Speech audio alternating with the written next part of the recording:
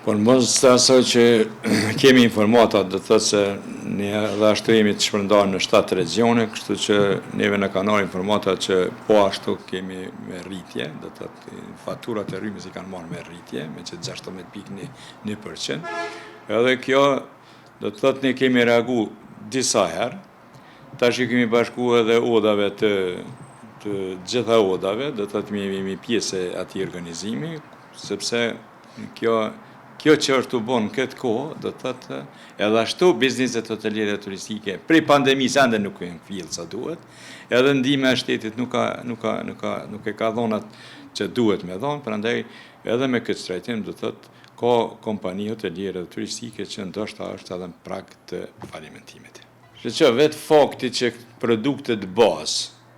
edhe ashtu prej 2021 deri me sot është rritë gjithmonë, nëse llogaritim produkti bazë që është marrë në treg, mund të them ndoshta e ka kalu 100%. Edhe ashtu me këtë ai duhet më rritë shërbimin 100%. Por është rujt, ky kontinuitet është rujt, është majt, do të thotë me një marjë të vogël, por kur e kemi tash edhe shtrejtimin e rrymës, edhe gjona tjera, do si do ai ka me mendu pak a shumë që të rritet edhe çmimi i shërbimeve, por jo tash edhe rritja e shërbimeve me qenë aq e madhe sa që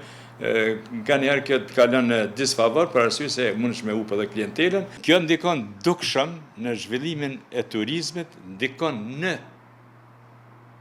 ata që pretendojnë me ardhë gjatë verës, ndikon shumë edhe kjo edhe ashtu